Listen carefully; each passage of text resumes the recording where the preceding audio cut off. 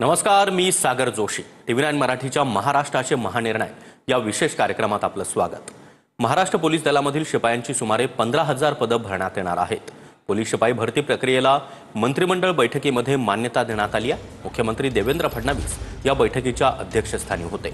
या भरतीमध्ये सन 2022 आणि सन 2023 मध्ये संबंधित पदाची विहित वयोमर्यादा ओलांडलेल्या उमेदवारांना देखील एक वेळची विशेष बाब म्हणून अर्ज करता येणार आहे आणि या भरती प्रक्रियेमध्ये सहभागी होता येणार आहे।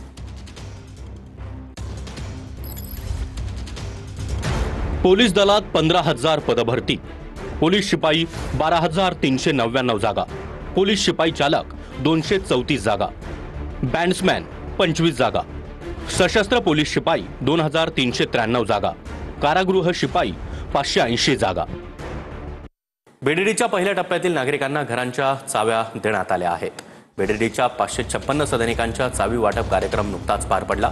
अनेक वर्षांपासून बीडीडी पुनर्विकास प्रकल्पाची चर्चा होती, मात्र आज प्रत्यक्षात नागरिकांना खुल्या मिळाल्या आहेत। मुख्यमंत्री देवेंद्र फडणवीस त्याचबरोबर उपमुख्यमंत्री एकनाथ शिंदे, उपमुख्यमंत्री अजित पवार यांच्या उपस्थितीमध्ये चावी वाटप कार्यक्रम पार पडला आहे।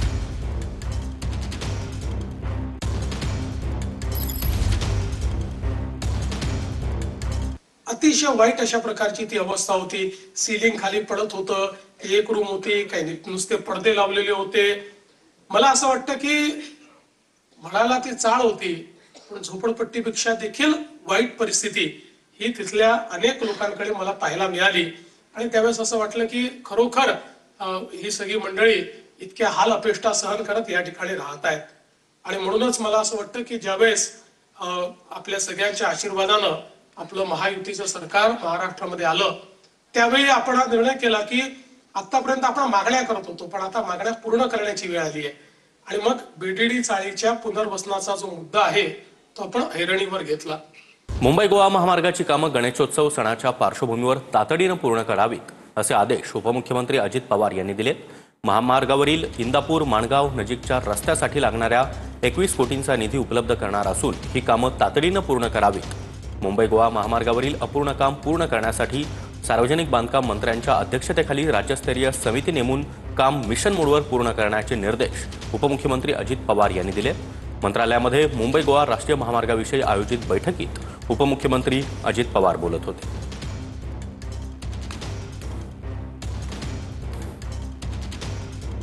नागपूरच्या रघुजीराजे भोसलेंची तलवार लंडनहून महाराष्ट्रात येण्याचा मार्ग आता मोकळा झाला। महाराष्ट्र सरकारनं लंडनमध्ये तलवारीचा ताबा घेतला। सांस्कृतिक मंत्री आशिष शेलार लंडनमध्ये असलेली रघुजीराजेंची तलवार घेऊन महाराष्ट्रात येणार आहेत। त्यानिमित्त रघुराजेंचे वंशज मुदोजीराजे भोसले यांनी पंतप्रधान नरेंद्र मोदी, केंद्रीय गृहमंत्री अमित शहा आणि मुख्यमंत्री देवेंद्र फडणवीस यांचे आभार मानले।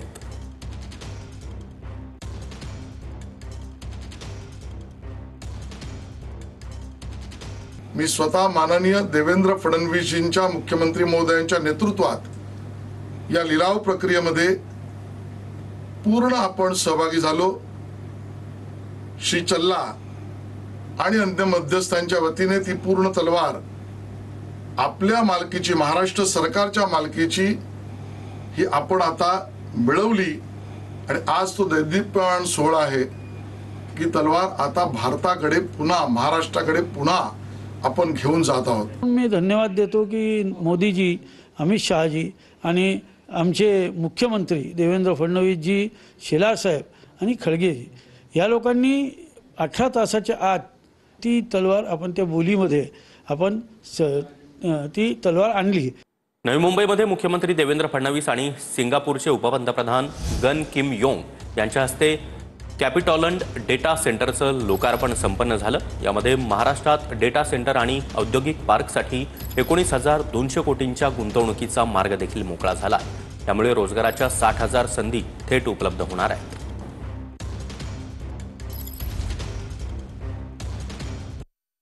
उपमुख्यमंत्री एकनाथ शिंदे यांच्या हस्ते 6 रुग्णवाहिकांचं उद्घाटन करण्यात आलंय। कोकण विभागामध्ये रुग्णांच्या सेवेसाठी या रुग्णवाहिका धावणार आहेत।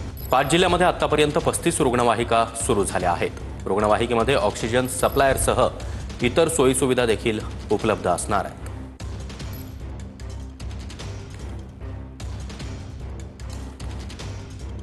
आणि महाराष्ट्राचे महानिर्णय या विशेष कार्यक्रमात वेळ झाली इथेच थांबण्याची। नमस्कार।